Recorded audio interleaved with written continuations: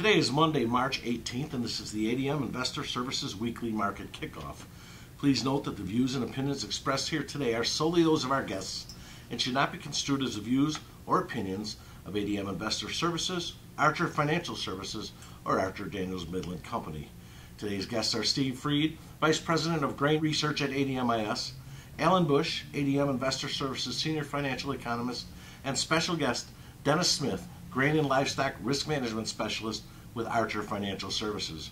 Steve, let's start with the grains this morning. How about a brief overview of the grain markets? What are the key factors that traders are looking for, or should I say, waiting for? I think number one thing is a grain deal. On Friday, prices rallied after the Chinese Congress passed a resolution that would protect intellectual properties. The Chinese stock market was up on that, and people thought that maybe we were getting closer to a deal. And then over the weekend, there was talk that maybe the signing won't happen in March. It may extend into April. And then one Chinese newspaper over the weekend said the signing may not happen until June. And so I still think that that's the number one thing that we're trading. It's hard to put a position on if there's a deal because prices could rally. And it's hard to sell, to buy the market in case there's not a deal. Steve, there's a lot of flooding across areas of the Midwest. Is the extremely wet weather something that the market should be concerned with at this time? Not yet. I mean, I think that last year we planted the crop almost record slow, and we had a record corn yield. So the market doesn't care about the weather right now. It's just focusing on the deal. What can farmers do to offset lower prices? How important is a farmer's marketing plan in times like these? Well, right now, the three things the farmer needs to do is needs to figure out, number one, what he's going to plant, what is going to give him the best revenue on today's prices. Number two, he needs to try to figure out a way to cut costs. And then number three, on a rally, right now, because of a deal, he should sell the cash, maybe replace it with a call in case there's a weather problem down the road. Right now, it looks like in 2019, almost every country in the world is going to have a better crop than last year. And with a slowing economy, demand could be down, which means that without a weather problem, prices will be lower in the fall than they are right now. One final question, Steve. Any changes in the fund position in grains? Funds have a record short position in grains and oilseeds, which is a little bit of contrarian for this time of year. We tend to make bottoms in February and rally into the spring on uncertain weather or anything. But the momentum in the marketplace, but down, they add to weakness just like they would add to strength. And so right now they have a record short position in the grains and oilseeds. Dennis, what was the news that sparked the huge rally in lean hog futures late last week? Yeah, we learned last week that the Chinese had come in the previous week through the weekly pork export sales number and bought a very large amount of U.S. pork. So the Chinese have really stepped up their purchases despite the tariffs on U.S. pork, which amount to over 50%. They bought more pork 2 weeks ago than the rest of our export customers combined. So big way, and this really sent futures higher to sharply higher. Dennis, what's the latest information on the African swine fever in China?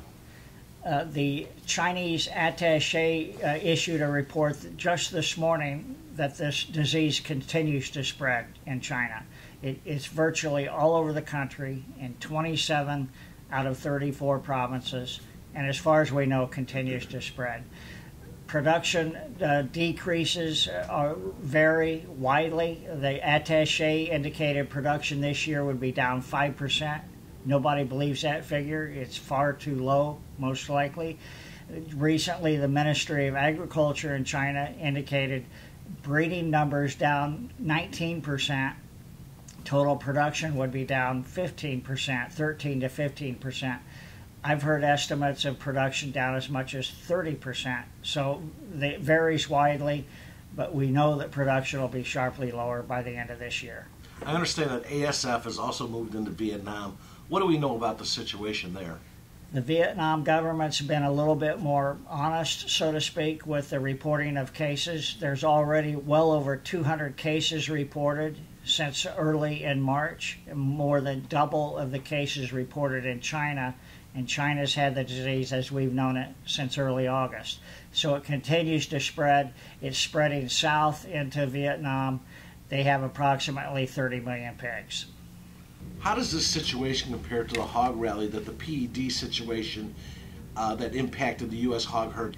Now, this was in 2014, and the market rallied from like 85 to $1.32 in the June hog contract. Comparison-wise, we saw about 6 to 8 million pigs lost to the PED virus in 2014. We're talking about a much larger magnitude of losses coming out of China and now Vietnam due to the African swine fever.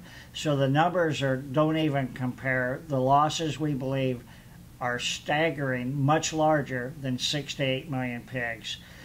In 2014, the high in June hogs was 130. So we are looking at a potential explosive rally in lean hog futures. Definitely something we're going to have to keep following over the next several weeks and months and maybe years. Alan, it looks like crude oil advanced to a 4-month high today. What is your outlook for crude oil prices? Well, I believe the outlook is still very bullish. Higher prices, I would say, will continue. I would not be surprised to say through the end of this year. Now, we have OPEC cutting back on production. Last December, they came to an agreement to reduce output through June. Now there's talk that this may be extended through the end of the year. Also, with the increased likelihood of an agreement between the U.S. and China on trade, that would be supportive as well. So my outlook is for higher prices in the crude oil. Now looking at the U.S. dollar, why did the dollar index put in its weakest performance of the year last week? There's a growing belief that the Fed is no longer in a position to increase rates this year. So interest rate differential expectations have turned quite a bit against the dollar index. In fact, now the probability of rates staying unchanged through this year is at 70%, but there's a 30% probability of an actual cut. So interest rate differentials are no longer supporting the dollar index. Alan, finally, there were reports this weekend that trade talks between the U.S. and China have been delayed until June. Why are stock index futures higher in spite of what should be bearish news? Well, that's the million-dollar question. Why would any market be up on negative news? And in this case, my answer has to be that there is something else that traders are looking at that is bullish coming down the road. And my expectation is that it will be easier credit conditions coming from central banks. Now, the Fed is backing away from higher rates. Other central banks are doing the same. Any of the central banks that are accommodative are apparently becoming more accommodative. So once again, I believe it will be central banks to the rescue with easier credit conditions, and that means higher prices for stock index futures. Thank you all. Remember, the views and opinions expressed today on this video are solely those of our guests and should not be construed as the views or opinions of ADM Investor Services, Archer Financial Services, or Archer Daniels Midland Company. If you'd like more information about our brokerage services, would like to speak to one of our experts about managing your risks, or would like to open a trading account, please visit www.admis.com.